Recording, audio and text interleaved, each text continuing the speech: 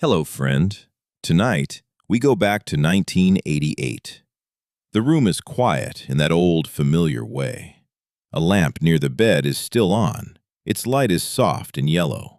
The carpet feels warm under my feet. Somewhere in the house, a television murmurs from another room. The little set in front of me hums to itself. A thin, bright line settles into a picture. Green field, brown path, blue water. Simple colors, simple shapes, but somehow they feel bigger than they should. The house has gone calm. No one is calling for me. The whole world has narrowed to the warm room and the bright little land waiting on the screen. I know only a little of the story. Princess Zelda has been taken. Ganon is somewhere far off, or maybe all through the land like a shadow. And the Triforce, that golden thing people speak about in a hushed way, is no longer whole. It has been broken into hidden pieces across Hyrule, so Ganon cannot claim it all. I do not understand every part of that. I only know it feels important. Zelda, Ganon, the Triforce. Then the quiet begins to change. The hum of the set grows deeper. The light from the screen starts feeling like distance. The green of the field no longer looks painted. I lean forward, and the room gently lets go of me. The carpet is gone. Now there is grass under me, short, soft grass beneath an open sky. The wind moves across it in long, quiet breaths. Bushes sit in careful little clusters. Trees stand apart from one another. The paths between the fields look worn by quiet passing. I stand still for a moment. Ahead of me is Hyrule, not crowded, not loud, an open land with room between its secrets. There are no voices nearby, only wind. Only leaves shifting. I start walking. Each step feels careful at first. The field stretches around me in simple, square shapes, but the more I look, the less simple it seems. A bush stands where it makes me wonder what lies behind it. A tree line hints at a path without giving one away. Then the land answers in smaller ways. A flicker near a bush, a rustle in the grass, a quick little movement gone before I can name it. Not threatening yet, just enough to remind me that Hyrule is awake. I keep going until I see the dark opening. It is set into the earth so plainly that I almost miss it. A small cave, no grand doorway, no warning, just shadow under rock, waiting. I hesitate. The opening is not large, but it feels important. I step inside. The sound of the wind disappears at once. The cave is still and dim. An old man is there, exactly as if he has always been there. He does not seem surprised to see me. Between us lies a sword. It is not huge, not shining. It is simple, straight, small enough that it feels meant for waiting hands. The old man speaks only once. It's dangerous to go alone. Take this. That is all. No explanation, no ceremony, just the truth, plain and unforgettable. I look at the sword again. Here, those words do not sound dramatic. They sound practical. I kneel and lift the sword. It has a quiet weight to it, not heavy, certain. The moment my hand closes around it, something inside me settles. Not confidence, not yet. More like direction. The field outside is no longer only a field. The cave is no longer only a dark opening. Everything now belongs to the same mystery. Princess Zelda is still somewhere beyond my sight.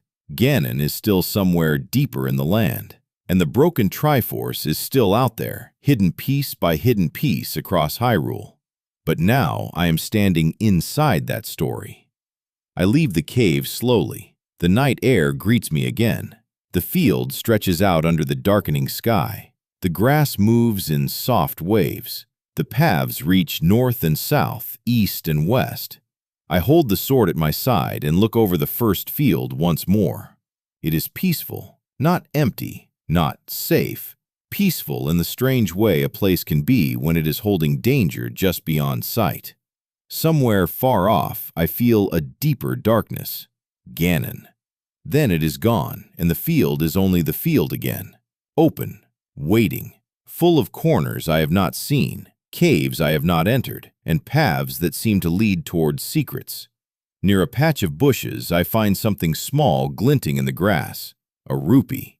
It catches the faint light with a hard little shine, green and strange. I pick it up and turn it once in my fingers, a quiet reward, proof that Hyrule hides things for those willing to notice. I slip it away and keep walking. The grass brushes my boots. The sword moves lightly in my hand. The first field of Hyrule opens around me like a promise, and still I go, because the night is quiet, because Zelda is waiting, because the Triforce is broken somewhere across this sleeping land, because the old man was right, it is dangerous to go alone. So I do not stand still any longer.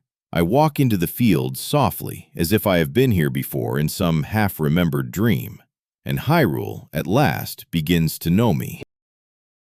The sword feels different once I begin to move with it, not heavier, just more real. The cave is behind me now. The old man is behind me too, but his warning stays close, quiet as the wind over the grass. Ahead, Hyrule opens another field. Bushes sit in rows, a few trees stand apart. The path is hardly a path at all, just a feeling that one direction makes more sense than another. I walk slowly. That seems right here. The sky is pale. The grass stirs at my boots. Nothing speaks. Nothing explains itself. Then a small blue creature hops into view. It lands, pauses, hops again at a strange angle. I stop and watch. That is the first lesson. Do not rush to meet what you do not understand. The creature comes nearer. I lift the sword. When it reaches me, I swing. Too soon. The blade cuts air. The creature slips aside. I settle myself and wait. Another hop, another pause. This time I let it come fully into place. Then I strike. A brief flash, and it is gone. Only a still patch of grass where movement had been a moment before. Something glints on the ground, a green rupee. I kneel and pick it up. Cool, hard, small enough to hide in my palm. It feels like proof. The land has rules, and those rules can be learned. I keep going. Soon another creature appears, then a red one. They move in that same uneven way, never straight for long. So I stop looking for certainty. I look for rhythm instead. Watch, wait, move at the right moment. The sword begins to make sense that way, not for wild swinging, just a clean answer given at the proper time. When the next hopping creature turns toward me, I do not hurry. I let it finish its little jump. Then the sword flashes once. Again the field goes still. This one leaves nothing behind. That teaches me something too. Hyrule does not reward every effort the same way. I move east. The land changes without really changing. More grass, more bushes, another line of trees. Near the far side of the field, I notice something lying alone in the grass. At first, it looks like a scrap of wood. Then I step closer. A shield, small, plain, wooden. I pick it up and slide my arm through the strap. At once, I feel less uncovered. Not stronger, just less open to harm. That is enough. I stand there for a moment with the sword in one hand and the shield on my arm. Nothing around me has changed, but I have. I start walking again. The answer comes quickly. Another creature appears, but this one does not hop. It drifts in a slower way, then flicks a small stone toward me. I barely see it, but I hear it, a sharp tap against the shield. So that is another rule of Hyrule. Some dangers do not wait to come close. The creature sends another pebble. This time I raise the shield properly. The stone clicks away into the grass. I step forward. It fires again. I block again. Then, in the pause after that, I move in close and let the sword answer for me. A flash. Then silence. A rupee drops where the creature had been. I pick it up slowly. The land is teaching me piece by piece how the hopping creatures break their path, how the shield quietly turns aside what would otherwise strike me. I go south for a while, then east again, not because I know the shape of Hyrule, but because I want to feel how one part joins another. Here there is a border of bushes, there a clear patch with almost nothing in it, and always the creatures. Never too many, just enough to keep the land awake.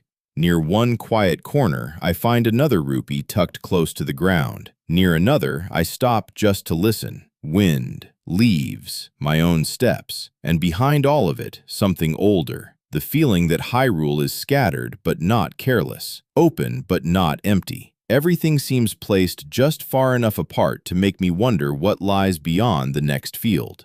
By now, I no longer grip the sword like a stranger. I would not say I know what I am doing, only that I know more than I did. A drifting one with stones makes me lift the shield before fear rises too far. A glint in the grass might mean a rupee. That is progress, even if it is small. And somewhere beyond these first fields, still quiet and far, are the larger names that first pulled me here. Princess Zelda, Ganon, the broken Triforce hidden across Hyrule in secret pieces. I do not understand all of that yet. Tonight, it is enough to learn the smaller truths. How to cross the grass without rushing. How to watch before acting. The light over the field softens. The sword rests easier in my hand. The shield feels natural on my arm. I take one more slow path through the grass, and Hyrule no longer feels like a place I have merely stepped into. It feels like a place that has begun, very quietly, to teach me how to remain in it. The fields widen after that. Hyrule unfolds in pieces. A path of grass gives way to another. A line of trees breaks, and behind it there is more open land. A cluster of bushes looks like a boundary, but when I walk past it, the land simply begins again in another shape. I keep moving. The sword hangs low in my hand. The shield rests against my arm. The light is softer than before. I pass through one field where the grass is broken by sandy earth, then another where the bushes are set apart in careful little groups. That is the feeling growing in me now. Patience. A blue hopping creature crosses my way, then another. I know them better now, not perfectly, but enough. I wait for the first one to land, and the sword answers before it can change direction. A flash, then stillness. The second one turns sharply and nearly catches me by surprise. I lift the shield, step aside, and the moment opens just enough. Another clean strike. A rupee lies in the grass after that, bright and small. I pick it up and slip it away with the others. I travel north for a while, though north is only a feeling. Each new stretch feels simple at first. Then I begin to see the differences. In one place, the trees leave narrow passages. In another, the open space makes me uneasy because there is nowhere to turn aside the little stones some creatures throw. Then the air changes. There is a faint sound beneath the wind, a softer rhythm, a repeating hush. I keep going. The grass thins, the earth pales. Then the land opens suddenly, and there it is, the coastline. For a moment, I do nothing at all. The water stretches outward in a clean sheet of blue, touching the edge of the world. Small white crests fold and vanish. The shore curves away from me in both directions. It is simple, so simple that it feels enormous. I walk closer until the sand gives under my boots. The shield catches a little pale light from the water. The sea moves in patient lines. Ahead is water, endless in the quiet way only old painted water can be. I kneel for a moment and place my hand near the edge where foam touches the shore and slips back again. Cold, real enough to make me stay there a little longer. The coastline changes Hyrule for me. Until now, the land has felt open. Now it feels shaped. There are edges here, places where one thing gives way to another. Everything inland begins to feel more mysterious. I stand and follow the curve of the water. Sometimes the sand narrows. Sometimes the blue seems to press right against the edge of the land. A drifting creature appears near the shore and sends a pebble skimming toward me. The shield catches it with a sharp little click. I move in and answer with the sword. The flash is brief. The water goes on moving as if nothing happened. I collect another rupee from the sand and keep walking. Farther along the coast, I find a place where stone rises up in rough shapes. Not a cave entrance, just rock, dark and silent. Something about the way the stone stands against the sea makes me think of deeper places I have not seen yet. Stone rooms, hidden passages, doors that lead farther in, as if Hyrule is beginning to pull me away from the edges and toward whatever it keeps at its heart. I leave the shore at last. The sound of the water fades slowly behind me. Grass returns beneath my boots, yet the coastline stays with me. Near a patch of bushes, I pause when I hear a hopping sound. A blue creature appears, then a red one. They move in their crooked, restless way. I wait and let them come one by one. The first falls quickly. The second forces me back half a step before I find the right moment. When it is done, the field is quiet again. That is what Hyrule asks for most. Attention, not hurry, not noise, just the willingness to see the small differences between one field and the next. As the light softens, I begin to feel a pull that does not come from the shore. It comes from inland, only a sense that I have stood at one edge long enough, and that somewhere beyond these calm fields there must be places made of older stone, places built to keep something hidden. Princess Zelda feels farther away there, Ganon feels nearer, and the broken Triforce, scattered in secret pieces across Hyrule, no longer seems like a story told at the beginning of the night. It feels like the shape of the land itself, hidden things, separated things, pieces waiting to be found. I turn from the coast and walk inward through the grass. The sword is steady in my hand. The shield rests easily against my arm. The sea is behind me now. Ahead, the fields continue, but they no longer feel endless in the same way. Now they feel arranged, as if Hyrule is guiding me towards somewhere darker and made of stone. The pull inland grows stronger after that. I leave the coastline behind, though I still feel it in me. The hush of the water is gone now. Grass returns beneath my boots. Bushes stand in little rows. Trees hold still in the dimming light. I move carefully, because Hyrule has taught me that careful things reveal more. A hopping creature appears from behind a bush and turns toward me. Its movement is familiar now, though never fully simple. I wait for the sideways jump. Then the sword moves once, quick and clean. A flash, then quiet grass again. I keep going. Another field opens, then another. In one, the trees leave a narrow passage that feels almost like an invitation. In another, the bushes seem arranged too neatly to be random. The land is still open, but no longer empty. It feels watched over by old secrets. That is when I see it. At first, it looks like only another shape in the field. Then I step closer, and the shape becomes a structure. Stone, set into the earth with more intention than any cave I have seen. Not grand, not towering, but unmistakably made. The entrance is dark. Around it, the grass seems to stop just short of the stone. I stand still and look at it. This is different. The cave with the old man had felt hidden. This place does not feel hidden. It feels waiting. My eyes stay on the doorway. I know, without knowing how I know, that this is where the land changes. The open fields of Hyrule have let me wander and learn.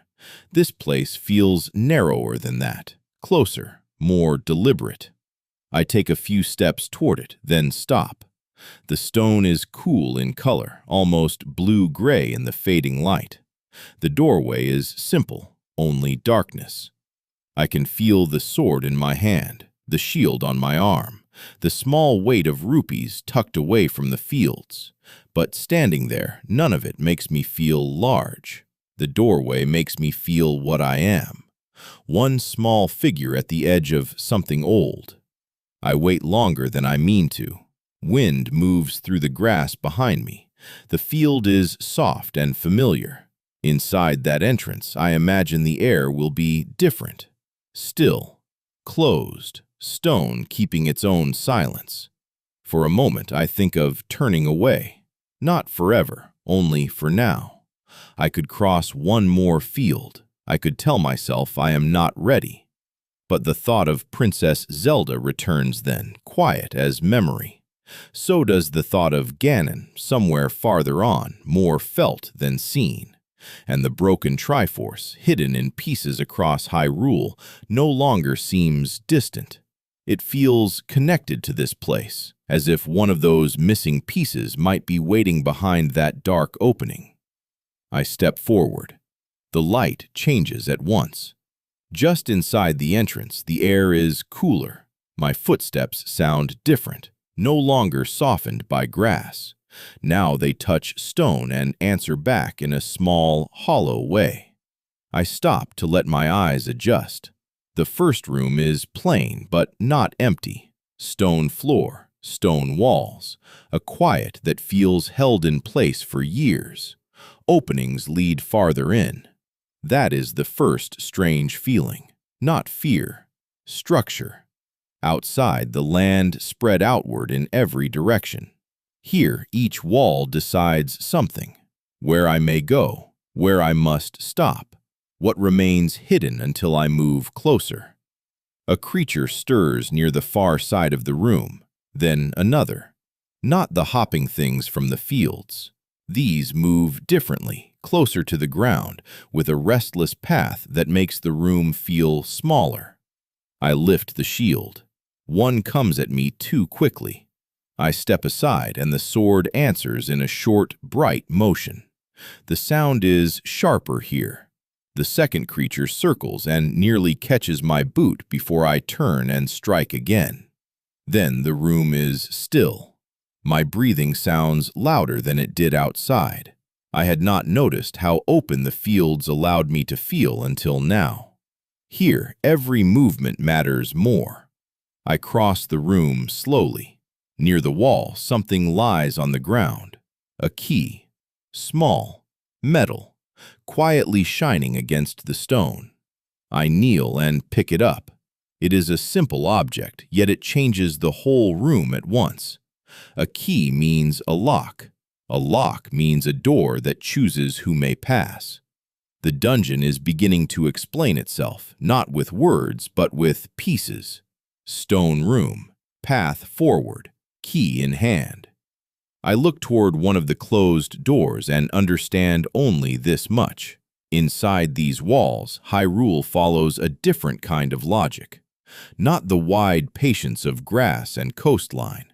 A tighter pattern, room by room, choice by choice, silence between each step.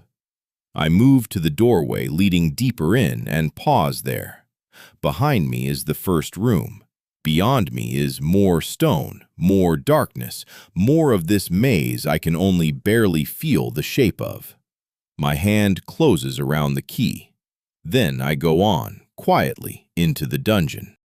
The next room feels tighter than the first. Not smaller in every way, just less forgiving. The walls are close enough that I notice the chill in them. The floor is made of pale square stones, worn smooth by years I cannot imagine. The doorway behind me is open. The ones ahead are not. That is how the dungeon has to be learned, not by rushing, by looking. A shut door stands in the wall to my right. An open passage waits ahead. Near the far corner, something flickers into motion, then another. Creatures move across the floor in quick, uncertain lines. Outside in the grass, their movement had room to spread. Here, the room keeps all danger near. I lift the shield. One comes straight in. Another drifts from the side. I let the nearest one commit to its path. Then the sword flashes once. A brief light. Before I can settle, the second reaches me. The shield catches it. I turn. The sword answers. Then the room goes quiet again. A third creature crosses the center of the room, low and fast. I step away, only enough to see it clearly. Then I strike when its path straightens. Silence. I breathe out slowly. In these stone rooms, danger feels larger than it is because it comes from angles the fields never held. A room must be read before it can be crossed. When I am sure nothing else is moving, I go to the far side. There, against the wall, lies a key, small, metal, quietly shining on the stone. I kneel and pick it up. Its weight is slight, but it changes the room at once. A key means a door will yield somewhere. I look back at the shut door. The dungeon is beginning to teach in pieces. A room, a struggle, a key, a choice. I move to the door and fit the key into place. The change is simple. No grand sound, only the sense that stone has decided to let me pass. Beyond it is another chamber. I step through and stop again. The shape is different here, longer, less square. The walls guide the eye forward, and that makes me understand something new. The rooms are not random. Some chambers gather movement. Some send me onward. Some hold what I need before the next way opens. The creatures in this room move differently too. They stay lower. Their path is tighter, faster near the floor. My first swing passes over one of them uselessly, so the dungeon changes the answer as soon as I think I have it. I lower the sword. Wait, watch again. One brushes near my boot. I pull back in time, turn the blade down, and strike cleanly. Another comes from behind and forces the shield up against my side. A hard tap, a quick turn, then the sword again. I clear the room slowly. Nothing wasted, nothing hurried. When the last movement is gone, I remain where I am and study the walls, the doorway, the shape of the floor. That has become part of moving too,